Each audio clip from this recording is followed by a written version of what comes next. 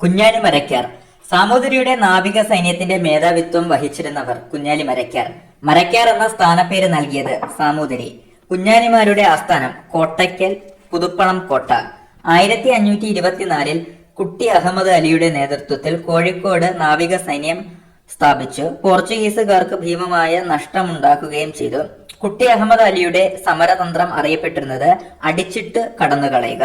കുഞ്ഞാലി മരക്കാരുടെ ആക്രമണം നേരിടാനായി 1531 പോർച്ചുഗീസുകാർ നിർമ്മിച്ച കോട്ട ചാലിയം കോട്ട കോഴിക്കോട്.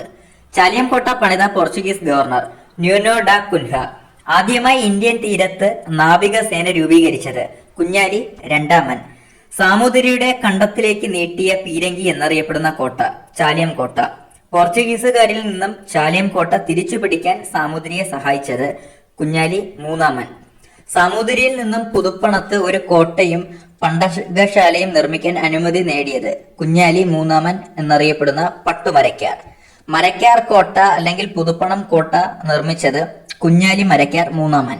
AD 1571 ചാലിയം കോട്ട പിടിച്ചെടുക്കുകയും പോർച്ചുഗീസ് ആധിപത്യത്തിന്റെ തകർച്ചയ്ക്ക് തുടക്കം കുറിക്കുകയും ചെയ്തത് കുഞ്ഞാലി മരക്കാർ മൂന്നാമൻ.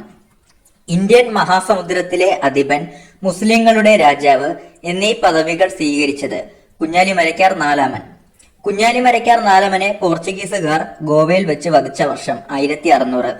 കുഞ്ഞാലിമാരുടെ സ്മരണയ്ക്കായി നാമകരണം ചെയ്യപ്പെട്ട ഇന്ത്യൻ നാവികസേനയുടെ പരിശീലന കേന്ദ്രമാണ് INS കുഞ്ഞാലി, മുംബൈ.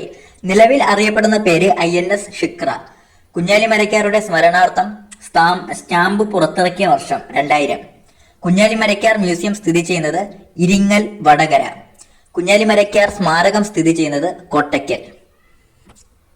കുഞ്ഞാലി മരയ്ക്കാൻ ഒന്നാമന്റെ യഥാർത്ഥ നാമം കുട്ടി അഹമ്മദ് അലി. കുഞ്ഞാലി മരയ്ക്കാർ രണ്ടാമന്റെ യഥാർത്ഥ നാമം കുട്ടി പോക്കർ അലി. കുഞ്ഞാലി മരയ്ക്കാർ മൂന്നാമന്റെ യഥാർത്ഥ നാമം പട്ടുമരയ്ക്കാർ. കുഞ്ഞാലി മരയ്ക്കാർ നാലാമന്റെ യഥാർത്ഥ നാമം മുഹമ്മദ് അലി മരയ്ക്കാർ.